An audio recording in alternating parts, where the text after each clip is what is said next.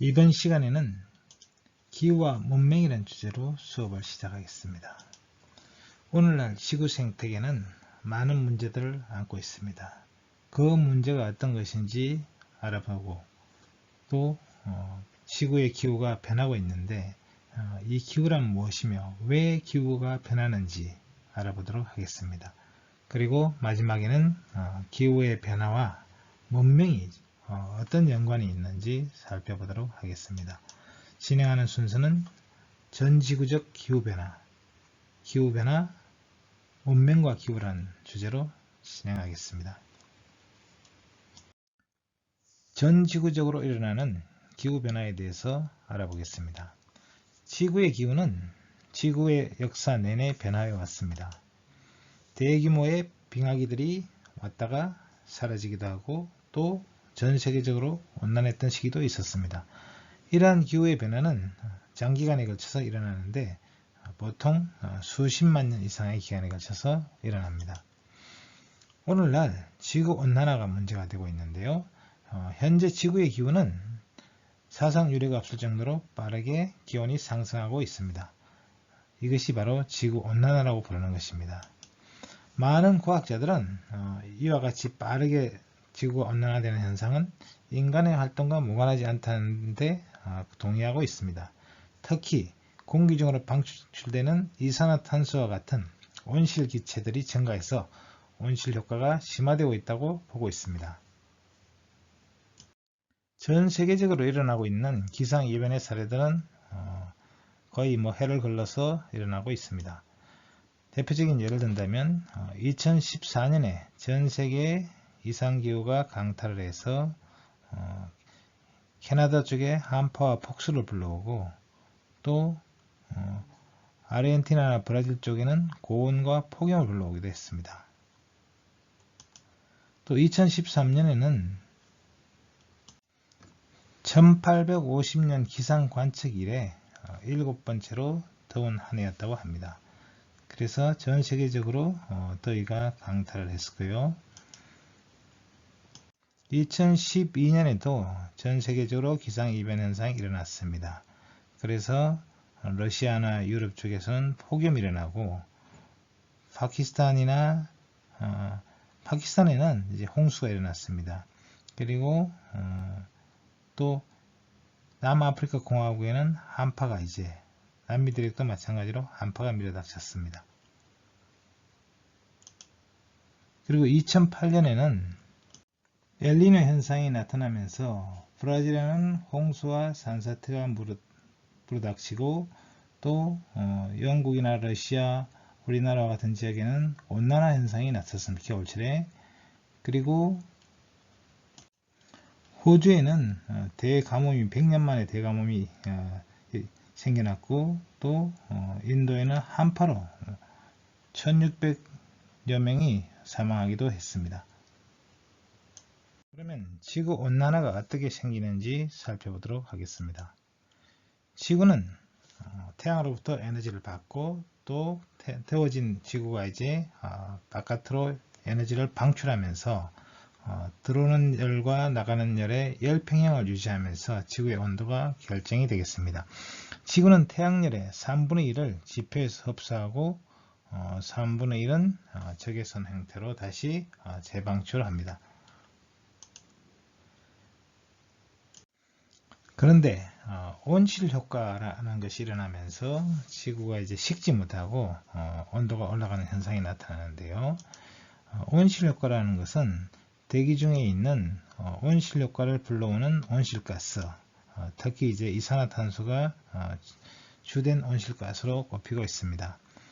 이 온실가스가 이제 지구 대기에 있으면 이 온실가스들은 지구 지표가 이제 방출하는 적외선을 흡수했다가 다시 지표로 다시 재방출하는 거죠. 이게 우주로 나가야 이제 지구가 적정 온도를 유지하는데 나가지 못하고 다시 재방출하니까 온도가 상승하게 되는 거죠. 이것이 이제 온실에서 일어나는 현상과 같은 효과이기 때문에 온실 효과라고 불립니다.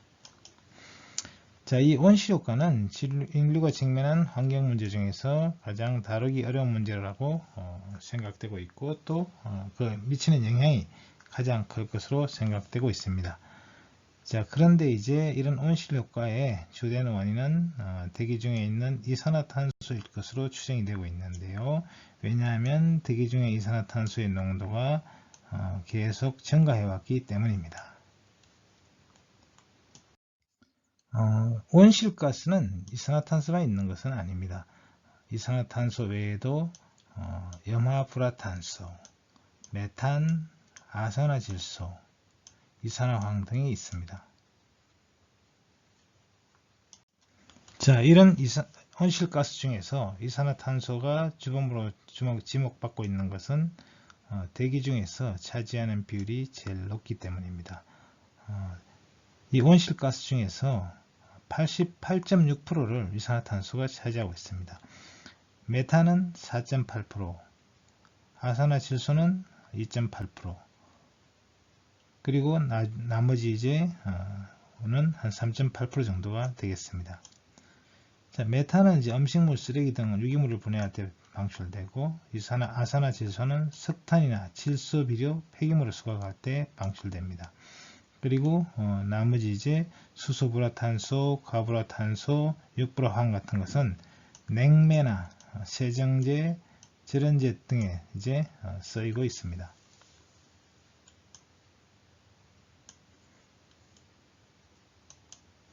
자, 이산화탄소는 주로 이제 우리가 사용하고 있는 이 화석연료, 석유나 석탄을 이제 태울 때 발생되는 것으로 추정되고 있습니다. 자, 그런데 이제 이 온실가스들을 보면은 CO2, 메탄, 그리고 아산화질소, CFC, 육불화황 이런 것들이 있는데 여기서 실제로 이제 양은 이산화탄소가 제일 많습니다만 실제로 지구 온난화를 불러오는 그 지수는 이제 이산화탄소 1이라고 봤을 때 메탄은 이산화탄소의 21배나 되고 아산화질소는 310배나 되고요. 그리고 육불화황 같은 경우는 23,900배나 됩니다. 그러니까 이 나머지 가스들이 양은 적을지 몰라도 실제로 이제 온실 효과는 상당히 크게 작용할 수 있습니다.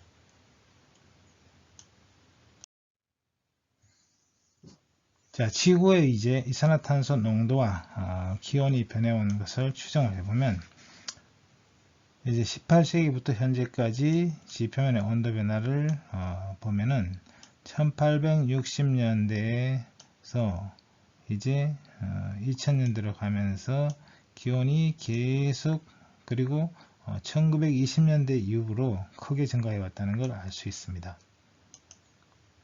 또 1000년간의 이제 지표면의 기온 변화를 보면 이 1900년대 이후, 1920년대 이후 역시 기온이 지표면이 증가해 왔다는 걸 알 수 있습니다. 또 해수면의 변화를 보면 역시 이 해수면 변화는 1900년대 들어오면서부터 증가하기 시작했는데요. 역시 해수면이 계속 증가해 왔습니다. 자, 해수면이 증가해 왔다는 것은 이것은 이제 바다가 따뜻해지면서 부피가 늘어나서 이제 물론 이제 빙하가나 이제 얼음 상태로 있던 게 녹아서 커질 수도 있습니다만 바다 자체가 온도가 올라가면서 부피가 팽창해서 커질 수 있습니다. 그것도 기온이 올라갔다는 것을 방증하는 증거라고 할 수 있습니다. 자, 그리고 대기 중에 이산화탄소의 이제 농도를 보면 이것이 역시 1900년대를 기준으로 해서 서서히 그리고 점점 더 빠르게 증가하고 있는 것을 볼 수 있습니다. 자, 이런 증거들이 이제 이산화탄소가 지구 온실 효과를 불러오는 주된 원인이 아닐까 이렇게 지목이 되고 있는 것입니다. 자, 세계 각지에서 일어나고 있는 온난화 영향을 살펴보겠습니다. 지구 온난화로 인한 지역에 대한 지역별 영향을 보면은 이 유럽 지역은 이제 강우량이 증가하고 있고요. 또 수확량이 감소하고 산불이 빈번하게 일어나고 있다 합니다. 이런 것은 기온 상승과도 관련이 있는 것으로 생각이 됩니다. 그리고 이 동남아나 인도 쪽에는 이 홍수 우려와 침수 우려가 이제 있는 것입니다. 그리고 이제 이 중국 쪽에는 농작물 생산 감소 영향이 있고, 그리고 이 남태평양에는 해수면 상승으로 인한 침수 위기에 이제 빠져 있습니다. 그리고 이 북미 대륙에는 강수량이 증가하고 그리고 온도가 고온에 이제 우려가 있고요. 오히려 남미 쪽은 강수량이 급감하고 물 부족의 우려가 있습니다. 아프리카 쪽에는 이제 수확량이 감소하고 사막화가 빠르게 진행되고 역시 물 부족이 심화되고 있습니다. 자, 그러면 이제 부문별로 또 살펴보면 식량은 만약에 기온이 1 내지 3도가 올라가게 되면 전 지구적으로 흉작이 우려되고 있습니다. 그래서 1000만에서 3000만 명이 기아에 시달릴 수 있고요. 3도 이상 상승하게 되면 3000만에서 1억 2천명 정도가 기아에 시달릴 수 있다 하는 예측이 나오고 있습니다. 그리고 해안가는 1도가 올라가면 홍수와 폭우에 의해서 위험이 증가하고 2, 3도가 올라가게 되면 300만 명이 홍수의 위험에 노출되고 3도 이상 올라가면 전 지구 해안의 15%가 침수돼서 이제 1500만 명이 홍수 위험에 노출된다. 이런 보고가 있습니다.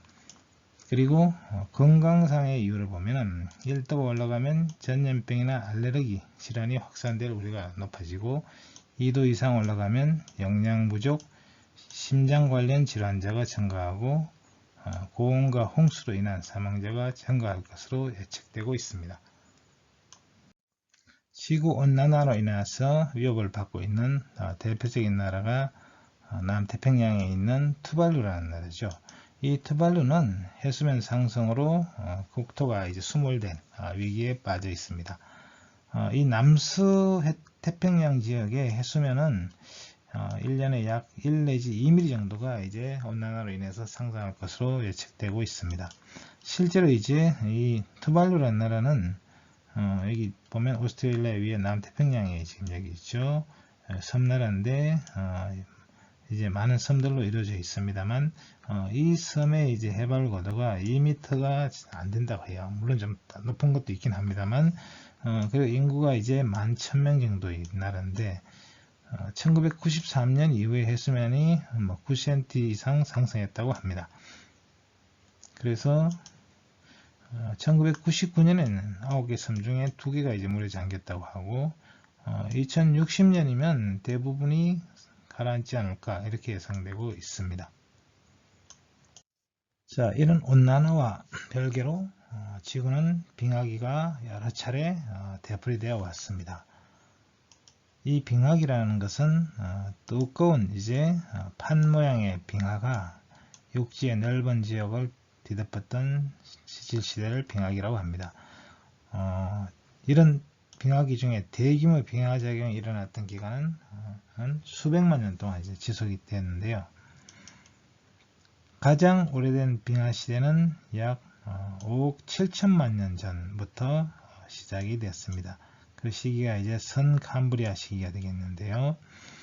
그래서 지구의 이제 평균 기온이 여기서 이제 10도가 평균 기온, 지금은 이제 18도 정도가 이제 됩니다만 높을 때는 25도씨까지 올라가기도 했어요. 그래서 상대적으로 이제 온도가 낮으면 추운 시기가 되고 이 시기에는 이제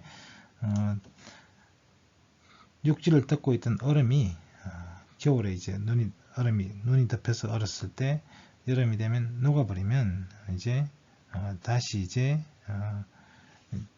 또 겨울이 되면 얼고 이렇게 되풀이가 될 텐데 겨울에 얼었던 눈이 여름에 다 녹지 않게 되면 그 다음에는 이 빙상이 더 커지게 됩니다.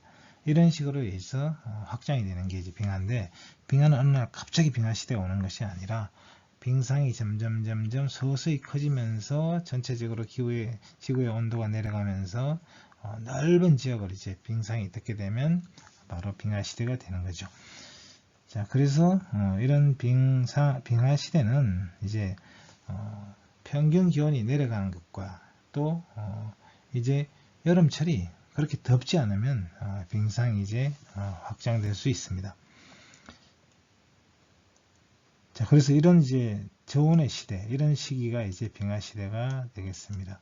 자, 이런 빙하 시대는 그래서 오랜 세월에 걸쳐 일어나기도 하고 또 빙하 시대와 빙하 시대 사이에 소빙하기가 있어서 또 이런 빙하 시기가 또 되풀이되기도 했습니다.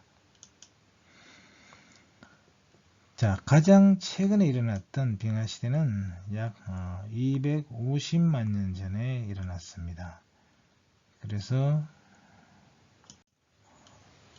250만 년 전에 시작되어 약 1만 년 전에 끝났습니다. 이 도표에는 이제 표시가 되지 않습니다만 어쨌든 이 시기가 약 250만 년 전이고 여기 이후에 이제 서서히 기온이 올라가면서 빙하 시대가 1만 년이 됐어야 이제 끝난 것이죠. 가장 최근의 빙하기는 약 250만 년 전에 시작되어서 약 1만 년 전에 끝났습니다. 자, 아까 그래프 다시 보시면 여기가 이제 성캄브리아 시대고요. 이쪽이 신생대가 되겠습니다. 그래서 여기가 이제 현실로 들어서는 그런 시기죠. 1만 5천 년. 그래서 이 부분을 다시 이제 확대해서 그리면 이렇게 되겠습니다. 아까 시간은 이제 이쪽으로 흘러갔는데 이 그래프에서는 시간이 이쪽으로 이제 흘러가겠습니다. 그래서 여기가 한 250만 년 경이 되겠고요. 그리고 그 이후로 이제 계속 빙하기와 한빙기가 되풀이 되다가 이제 이렇게 해서 여기는 대략 이제 100만 년 전이 되겠고요. 그리고 여기는 약 1만 5천 년 전이 되겠습니다. 그래서 이런 빙하기가 이제 계속 되풀이 되다가 1만 5천 년 전에 이제 빙하가 이 시대가 끝난 것이죠. 그리고 그 이후가 이제 간빙기 시대가 되겠는데요. 그래서 지금 시대는 간빙기 시대인데 근데 이 간빙기 시대에도 온도 기온이 좀 왔다 갔다 합니다. 평균 기온이 이제 1, 2도 정도만 내려가도 농업 생산량이 떨어지고 어류 움직임이 변하고 이런 사태가 일어나게 됩니다.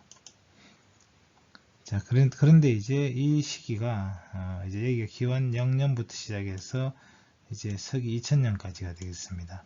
이 동안에도 역시 기온은 계속 변하고 있어요. 그런데 이 변화에서 보면은 대략 이제 1200년경에서 시작해서 1850년경까지 이 기온이 좀 많이 떨어지게 됩니다. 이 시기가. 그래서 많이 떨어진다 해봤자 뭐 기온이 한 1도, 2도 정도밖에 안 떨어지는 거지만 그러나 그 영향이 이제 크게 인간에게는 미치게 되죠. 그래서 이제 이 13세기 이후에서 현재까지 산발적으로 이제 빙하가 커졌다가 작아졌다 이런 이제 반복이 되는 것이죠. 그래서 대략 이제 1300년 또는 1400년부터 1850년 시기를 소빙하기다 이렇게 부르기도 합니다. 그래서 1750년경에 이제 가장 이제 발달했죠, 빙하가. 자, 그러면 이제 이런 빙하 시대가 왜 오느냐? 여기에 대해서 과학적으로 연구한 사람이 밀란코비치가 되겠습니다. 밀란코비치는 이 빙하기와 간빙기에 어떤 주기가 있는 걸 보고 이 주기가 어디서 오는지를 연구를 했습니다. 그래서 그 원인을 이제 지구의 운동에서 찾았는데요. 지구 궤도는 약 10만 년을 주기로 지금 지구의 궤도는 거의 원에 가깝긴 합니다만 사실은 정확하게 말하면 타원입니다. 근데 이 타원에 이제 장반경이 커졌다 작아졌다 하는데 그 주기가 약 10만 년입니다. 그러면 이제 지구와 태양 사이의 거리가 약 1800만 킬로 정도가 변하죠. 1800만 킬로는 굉장히 크긴 하지만 지구에서 태양까지의 거리가 1억 5천만 킬로니까 그 중에 거기서 한 10% 정도가 변하는 것이죠. 또 하나는 이제 지구의 자전축의 기울기인데요. 지구는 현재 23.5도 기울어져 있는데 이것이 최대 24.5도까지 기울어질 수도 있고 적게는 21.5도 사이로 기울어질 수가 있습니다. 세차 운동에 의해서 이제 이런 현상이 일어나는데요. 이것은 4만 1000년을 주기로 이 주기가 역시 변해요. 근데 이 각도가 조금만 변해도 역시 지구의 기온은 영향을 받게 되겠죠. 그래서 이 기울기가 크면 클수록 이제 계절 간의 온도차가 크게 벌어집니다. 그래서 빙하가 확장되거나 쇠퇴할 수가 있죠. 또 하나는 이제 지구의 이제 세차 운동인데요. 준분점이 이제 이동하죠. 그래서 약 25,765년 주기로 지구에는 세차 운동을 하고 있습니다. 자, 이런 주기 운동들이 이제 겹쳐지면서 어떤 때는 빙하가 더 커질 수도 있고 어떤 시기는 작아질 수도 있다 하는 그 규칙을 이제 여기서 찾았습니다. 현재로서는 이제 이런 빙하가 생겨나는 이런 원인을 설명하는 과학적 이론으로 인정을 받고 있습니다. 자, 그러면 이번에는 기후변화에 대해서 알아보겠습니다. 기후변화란 무엇이냐? 범지구적 규모의 기후 시스템 또는 지역적 기후가 시간의 흐름에 따라 최소 수십 년 이상 동안 점차적으로 변화하는 것을 말합니다. 다시 말해서 기상이라는 건 매일매일 바뀌고 달라질 수 있지만 기후라는 것은 장기간에 걸쳐서 일어나는 기상의 변화를 의미합니다. 자, 그러면 기후는 왜 변하느냐? 기후가 변하는 원인은 자연적 요인도 있고 인위적 요인도 있습니다. 자연적 요인으로는 태양 활동이 이제 변하는 거죠. 태양 활발하다가 또 이제 좀 활동이 좀 줄어들거나 또 자전축의 기울기가 변하거나 지구 궤도가 변하거나 또 화산 활동에 의해서 화산재가 이제 지구 대기를 덮으면서 태양빛을 차단하거나 이런 여러 가지 원인들에 의해서 생겨날 수 있습니다. 이런 것들은 자연적인 요인이고요. 또 인위적으로는 인간의 활동에 의해서 화석연료를 과다하게 사용을 해서 온실 효과를 과다하게 나타나게 하거나 산림 파괴로 인해서 이제 지구 표면에 이제 지표면의 반사율이 바뀌거나 알비도 변화라고 그러죠. 이런 알비도 변화거나 이런 걸로 인해서 생겨날 수 있습니다.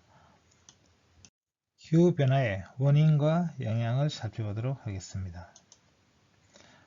인간이 활동으로 인해서 이제 도시화가 이루어지거나 산림 발치가 이루어지면서 토지의 형질이 변하게 되죠. 또 인간이 이제 화석연료를 사용함으로써 이걸 교통수단으로 이용하거나 연료로 사용하거나 난방을 위해서 또는 농업활동이나 산업활동을 위해서 이제 이런 화석연료를 사용하게 되면 여기서 CO2가 이제 발생하게 되겠죠. 그래서 이 CO2뿐만이 아니라 메탄이나 아산화질소도 이제 발생하게 되겠습니다. 자, 이런 것들이 이제 온실 효과를 유발하게 되겠죠. 그래서 이것이 이제 탄소 순환이 되고 있는 이 사이클을 교란을 시킬 수 있어요. 그래서 온실가스 효과가 이제 크게 나타날 수 있습니다. 자, 이런 온실가스 효과로 인해서 평균 온도가 상승하고 또 해수면이 상승하고 빙하가 녹고 이런 일들이 이제 벌어질 수가 있겠죠. 자, 그러면 이걸로 인해서 이제 기후가 달라질 수가 있겠습니다. 그래서 광수량이 변하고 또 구름이 이제 많아지고 해양순환의 체계가 이제 변하고 이런 일들이 이제 벌어지게 됩니다. 그래서 그 결과 여러 가지 위협들이 나타나는데 이제 질병이 확산되거나 재해재난이 발생하고 이제 평균 온도가 상승하고 해수면이 상승하고 이러다 보면 이제 재해재난이 일어나겠죠. 그래서 가뭄이 불어오거나 홍수가 일어나거나 태풍이 이제 더 거세지거나 이런 것들이 이제 어떤 재해와 재난으로 나타나고 이것으로 인해서 질병이 확산될 수도 있고 또 농사가 잘 안 되니까 기근이 올 수도 있고 또 생물종의 다양성을 이제 상실할 수도 있고 또 경제적인 피해로 이어지고 이런 것들이 이제 인류에게 위협으로 나타나게 되겠습니다. 자, 이런 기후 변화로 인해서 지진이나 폭풍, 태풍과 같은 이제 이런 자연재해들이 대규모로 이제 커지면서 재해도 이제 대형화되는 거죠. 그래서 1970년대 이후 주요 자연재해와 희생자 수를 보면 이런 이제 자연재해 발생하는 지역이 넓어지고 또 그 규모가 커지고 피해자도 피해 규모와 피해자 수도 급증하고 있습니다. 이런 것들이 이제 현재 이상기후로 인해서 기후변화로 인해서 나타나는 현상으로 생각되고 있습니다. 자, 이런 기후변화의 영향은 우리나라에도 나타나고 있는데요. 우리나라의 기후가 점점 아열대 기후로 바뀌고 있다. 이런 이야기를 하고 있죠. 그래서 트레와다의 아열대 기후 기준에 따르면 현재 관측되는 값은 1971년부터 2000년 사이에 이 아래 지역이 이제 아열대 기후로 이제 나타나고 있어요. 남해안 쪽이요.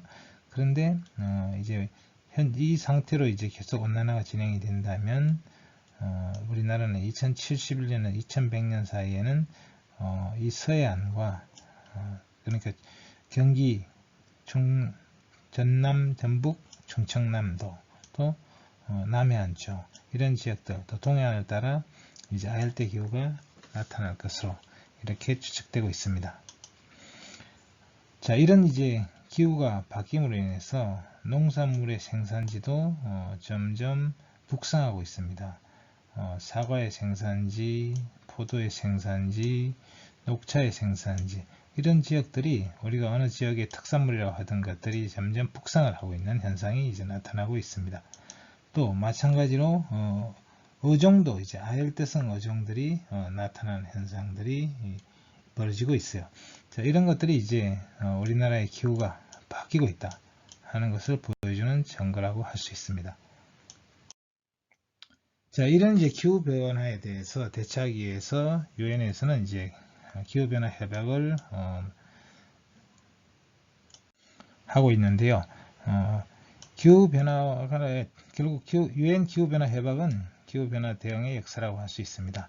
1992년에 유엔 협약이 시작되어서 1997년에는 교토 의정서를 채택했습니다. 1997년에 이제 도쿄에서 이제 교토 의정서를 채택을 했는데요. 2020년까지 이제 기후변화 대응 방식을 규정했습니다. 선진 37개국이 이제 참여를 했고요. 기후변화의 주범인 주요 온실가스를 이제 감축하는 내용이었어요. 그런데 여기는 온실가스 감축 목표치를 이제 나라에 따라 차별적으로 이제 부여를 했습니다. 그랬는데 미국이 비준을 거부하고 캐나다가 탈퇴하고 일본과 러시아가 기간 연장을 불참하고 뭐 이런 문제들이 이제 있었어요. 한국은 이제 감축 의무가 부과되지는 않았습니다. 그리고 2015년에 다시 이제 파리 협약을 하게 되죠. 이 협약은 이제 프랑스 파리에서 이루어졌고요. 2015년에 이제 채택이 됐습니다.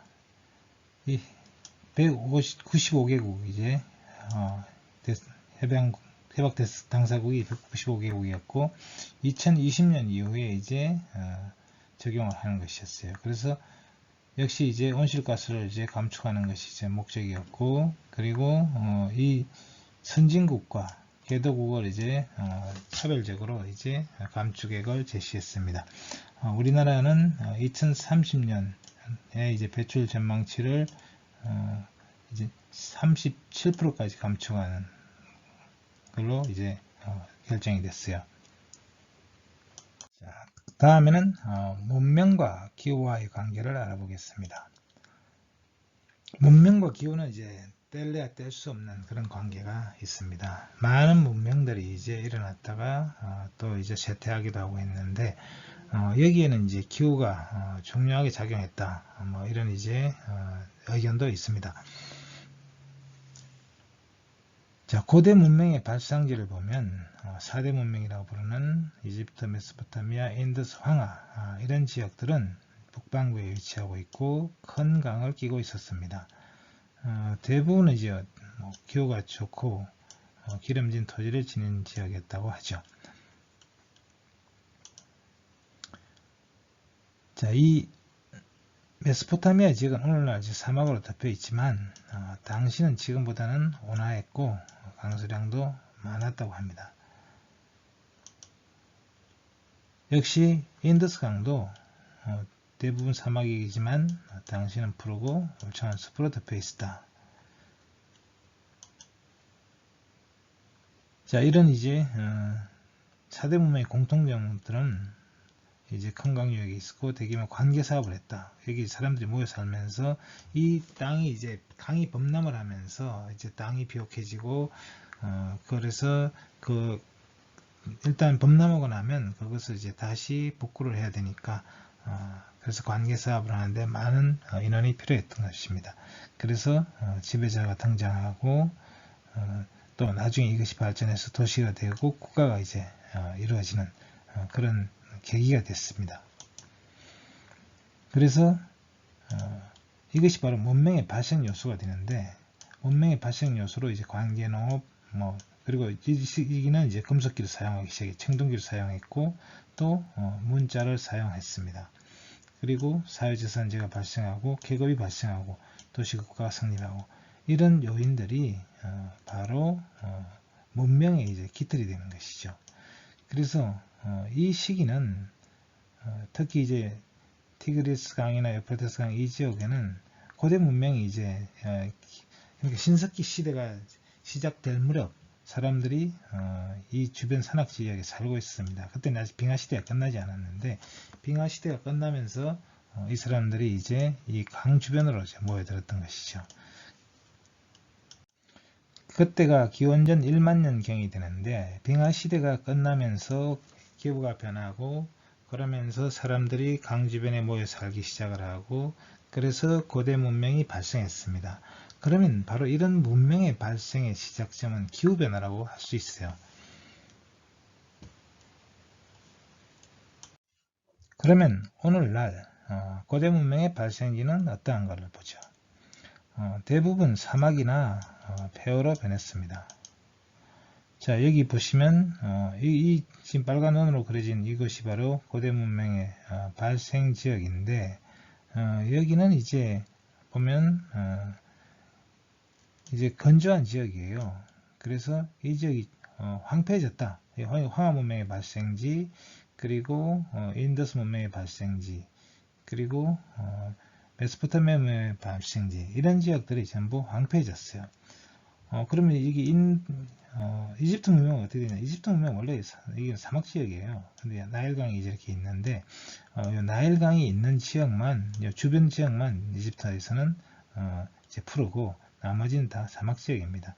그러니까 여기는 비가 와서 강이 범람한 것이 아니라 실제로 비가 온 데는 이제 이 남쪽에 이제 이디오피아죠.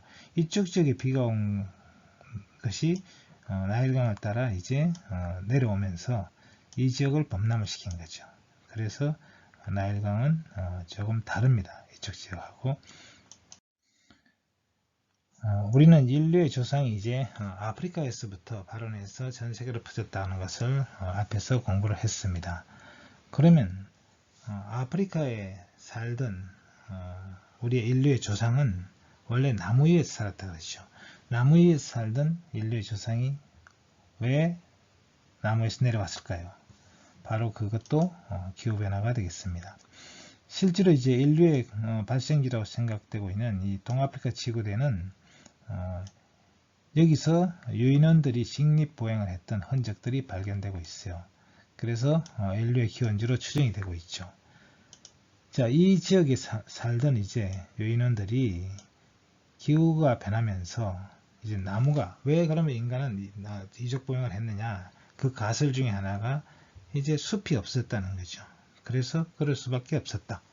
그러니까 사바나에서 살 수밖에 없었다. 그래서 나무에서 내려왔다. 이런 거죠. 그래서 이 초원에 적응해야 했다는 거죠. 그래서 그 과정에서 이제 피부에 털이 없어지고 이런 이제 변화를 이제 가져왔다. 이렇게도 볼 수 있습니다. 그래서 결국 이제 이 인류는 기후 변화로 인해서 나무에서 내려올 수밖에 없었고 그래서 또 진화를 거듭하면서 전 세계적으로 퍼졌다. 그래서 결국은 오늘의 인류를 만들어낸 것은 기후변화다. 뭐 이렇게도 말할 수 있겠어요. 그래서 기후변화가 반드시 나쁜 것만이 아니라 실제로는 인류의 진화에 있어서 중요한 방아쇠가 됐을 수도 있다. 이렇게도 볼 수 있습니다.